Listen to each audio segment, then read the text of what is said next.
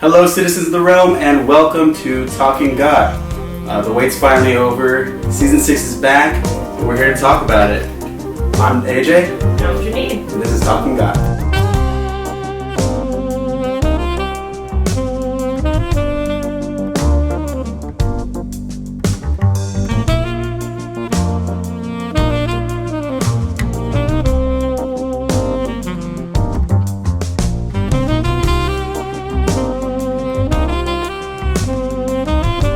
So first of all, what did you think? You excited? You happy it's back? I'm definitely happy it's back. Yeah, me too. Still have mixed feelings about the episode, but overall I feel like it was pretty good.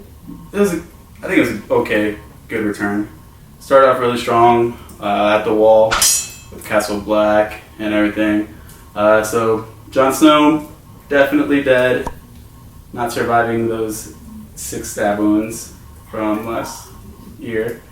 But yeah, we see Ghost howling, or we hear him, and then Davos gets woken up and finds Jon in the courtyard, and some of the brothers that are loyal to Jon, including Dolorous Edd, come and help remove his body and take him to Davos' room. They really can't trust anybody but the people in the room, and yeah, not in a very good position trying to figure out who killed Jon. Okay, so next we go down to Winterfell and see the Ramsay's getting kind of chastised by Roose. I mean, rightfully so. He lost Sansa and Theon.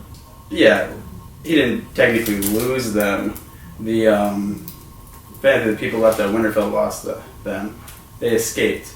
But it is Ramsay's fault for creating such a terrible environment for them to want to escape. Yeah, I mean, Roose even pointed out, he said, you played your games with Theon, you played your games with Sansa, and now they're both gone. Yeah, and now their hold on the north is even shakier. So now we see Sansa and Theon together escaping, running away in the forest and through the river, battling hypothermia, trying to get away from the hounds and everything. But they're found. And Theon is pretty brave at that moment. He's willing to give up his life for Sansa. And but it was a very not well thought out plan because Sansa was like 10 feet away from them, and hounds have a pretty good smell radius. I do think it was definitely kind of the start for a redemption plotline for Theon, though, because after betraying the Starks, he's willing to give himself up. I think he started on that redemption plotline last season when he killed Miranda to save Sansa. Yeah, well, I mean, I think we're finally seeing more of that, though, that he's sticking to it. Anyways, they're caught, and then Brienne comes to save the day with Podrick, and Podrick's gotten pretty okay at sword fighting. He's not the best, but Brienne's training is helping him. And it wasn't a little weird that those dogs just disappeared? I actually didn't notice that until you just pointed it out. They're there, and then 1 second later, they're gone. Whatever. Apparently, there's a lot of teleportation in this episode. Yeah. We're going to get to that later. But, Brienne saves them. Pod saves them, too. Then Theon saves Pod. It was a good time. Brienne got kicked in the face again. It's all good. I mean, she still came up on top, though. Yeah. Say anything you want about Brienne, but she can take a beating and still kick ass. Oh, yeah. And Sansa finally accepted Brienne into her service, finally, which I didn't think it was going to happen for at least another episode. I was figuring it would happen in, at least episode 2. I wasn't expecting it to happen so quickly. Yeah, we talked about that a little bit last week. I don't know if I made it into the show, but and I thought it was going to happen pretty quickly. I don't know, I thought we were going to be able to see Sansa and Theon on the run a little bit more. Maybe at least an episode of them on the run before Brienne saves the day. It worked for me, the way they did it. It was a great scene. It was probably my favorite scene in the entire episode, honestly, besides Castle Black. I loved what happened in Castle Black, but other than especially that end, right? Oh, God. We'll get to that. Let's head even further south to King's Landing now, and we see Cersei just sitting, chilling alone, and she gets news that a ship from Dorne is here. She's all happy and excited, and you and see she that, smiles. like, her smile, like... She smiles for like the first time in 3 seasons. In the first probably real smile we've ever seen Cersei even have, like, in the entire show, honestly. Right, not like an ironic smile. Or like a gotcha real, like, smile. happy smile. Yeah, and then it's instantly gone when she sees Jaime coming up on shore and...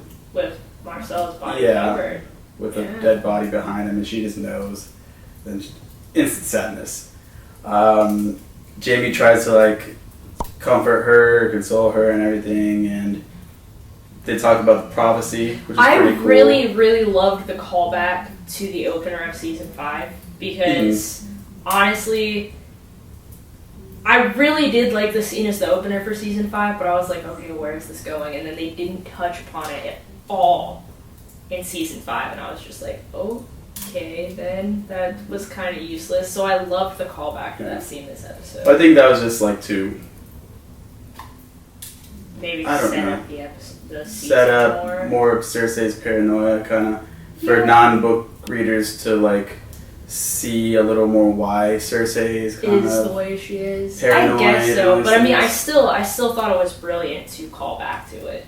Yeah, it was a good thing. And then she's freaking out, and she says she lives in Jaime, and Jaime basically says, "Fuck this, fuck that, fuck everything that's not us." I think that's like a literal quote. Yeah, I think that is too, actually. Yeah, and I don't know. It looks like Jaime's kind of going back into douchebag Jaime.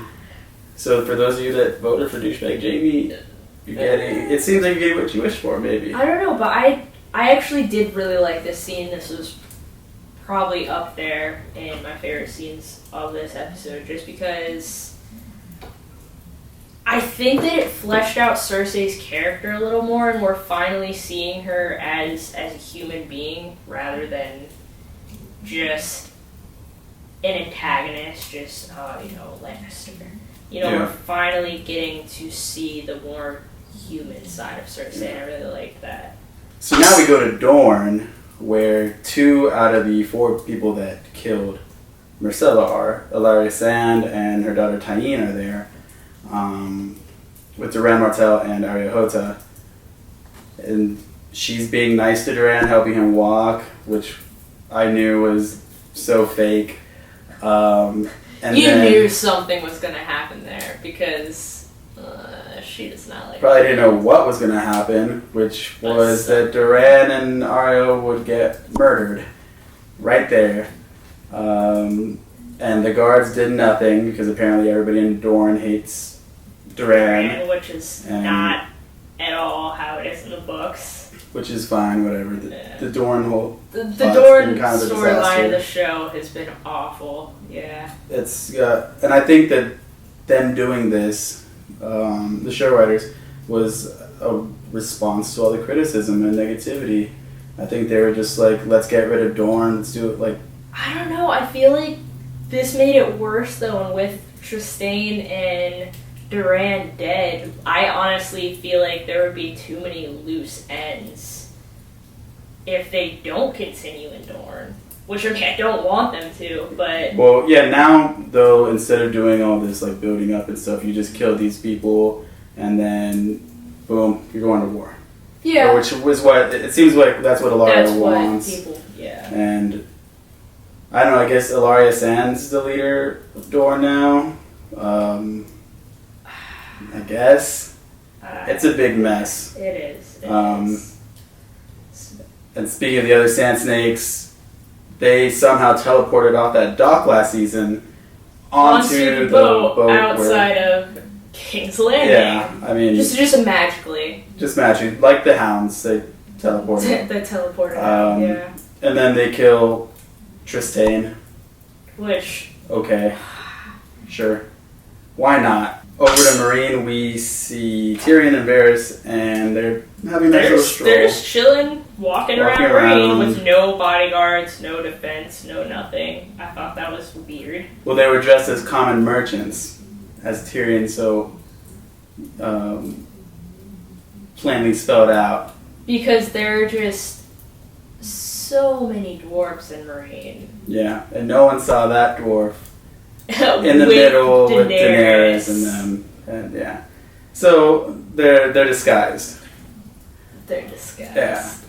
And we have two funny scenes where Varys says, "When I was a boy, something, something," and then Tyrion says, "So you're not a boy because you don't have a cock."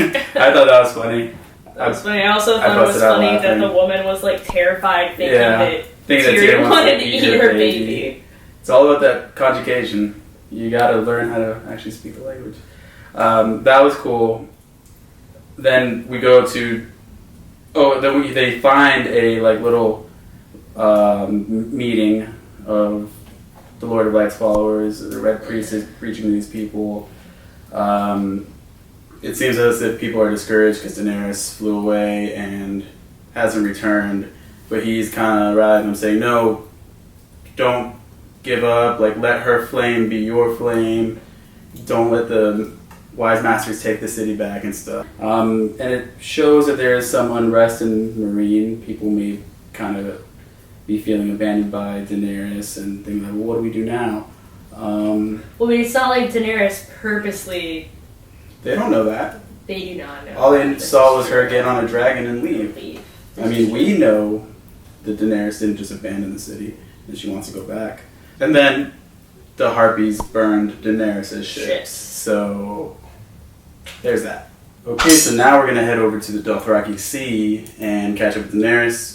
Last time we saw her, she got captured by the Khalasar. Yeah. And Daario and Jorah found her ring, had a little nice chat.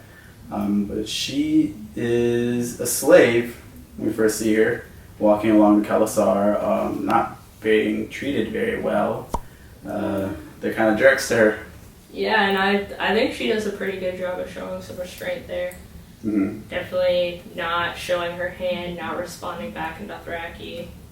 Yeah, just saving it until she gets to Khal Moro. And he's pretty cool. I mean, he's jerked her at first. She names off all her titles, and he tells her, "No, you're no one. You're nothing. You're nothing." And she's a slave. And to the Dothraki, that's what it is. That's what they do.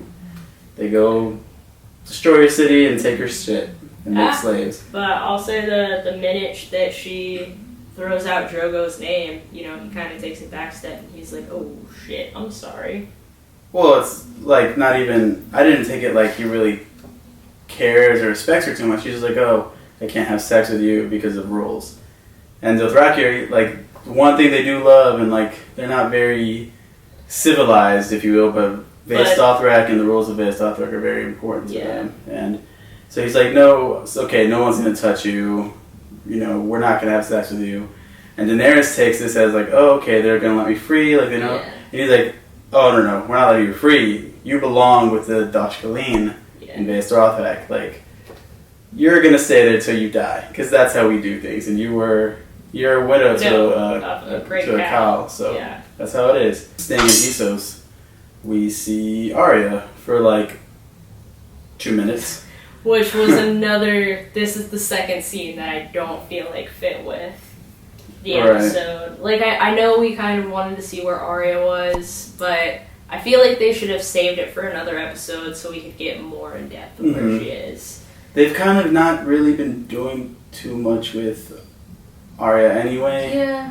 Like, her storyline has been pretty slow. I don't know, I actually really liked her storyline from last season. It was good, but like her for killing the first, Baron Trant. Oh yeah, for the first few episodes, 7 episodes, all she was doing was really sweeping. Slow. Yeah, sweeping and cleaning bodies. Yeah, so it's been kind of slow. They haven't really given her much to do. It really spiked up at the end of last season, which is good. Now it looks like we're gonna get some more. Is it that they don't know what to do with Arya's story, or that they don't? Maybe they're giving George a chance to put out Winds of Winter, and then maybe they're saving the rest of that for the next season. But I mean, the thing is we're still technically in the books with Arya. Yeah. Mm-hmm. Like, for certain storylines, we've bypassed where George is with the books, but here we're still in the books with Arya. We know what's supposed to happen with her, so I mean, they should know what to do. What I'm trying to say is, are they trying to stay there? So they until they get to the end of the season, so then they can wait and see what George does with her. Back to the Wall, back to Castle Black, and we see that Alistair Thorne is ready to kill Davos and the men inside of that room. Yeah. They're all lined up with their crossbows and everything, and Alistair Thorne gives them the deal. Yeah, till nightfall, I'll give amnesty to all the brothers that surrender, and I'll give you safe passage south, Davos, and you can take... We know he's not actually going to follow. The minute they come out of that room, they're dead. And that's what Davos says. Yeah, essentially what Davos says. And the other brothers in the room know that too, because the brother actually finished his sentence for him. So it looks like they're kind of just holding out until Ed comes back with the wildlings, so that they have a fighting chance, and then he says they need Melisandre, which one says, what is she going to do? He's like, oh, you haven't seen the shit I've seen, man. She's crazy. Seen her queef out a shadow. Yeah. Shadow Stannis. Yeah. Dangerous woman there. And then we see what she really is. Which is, a lot of people speculated on this, their thoughts, including myself, because in the books, we kind of know she's not what she appears to be. I was kind of hoping she was kind of like a monster, like a demon or something, not just an old lady. But, I would have much rather seen a monster than what we got. Right. Put your glamour necklace back on, Melisandre, and no one needs to see that. Please. But I think it was a pretty good scene, because it shows that Melisandre is kind of, I don't know, maybe facing reality. And she's definitely lost some of her faith, it seems. I mean, for an episode titled The Red Woman, I feel like we kind of did need to end out with her. Right. It does seem like she's lost faith and she's lost hope. I mean, they lost Stannis, and whether or not she actually believed he was Azor Ahai, she definitely believed he was the one true king of Westeros. Right. And I mean, she backed him, and that failed. And then, like she said, what she saw with Jon, she thinks is not true anymore because he's dead. But yeah. It was a good scene to show us that, show us a little bit into Melisandre's mind and how she's thinking right now. Yeah. Okay, so yeah, I mean, that's everything that happened this week. That was the episode. That was it. And now, it's time for the moment you guys have been waiting for. All of you. You so voted. Many voters. You voted. We listened. We have, drumroll, the character of the week, which is... Brienne of fucking Tarth. Brienne of Tarth. She had a good episode. She did. I mean, I agree. I think I agree too. She was. I mean, she was good. Theon and Sansa would be back with the Boltons if it wasn't for her and Pod. Yep. And yeah, my only other vote probably would have been for Davos, but you guys chose Brienne of Tarth. We listen. Brienne of Tarth, you did it. Great job. Good job. Yeah, and that's our episode. We'll see you next week. Yeah, thanks for watching. We'll be back here, same relative time. Can't wait for next episode. Can you? Yeah, let's see Bran. We'll see you guys next week. See you next week. Bye. Bye. Oh, hi. I didn't see you there. If you like this video, feel free to subscribe to us. And don't forget to tweet us with any questions you may have at Talking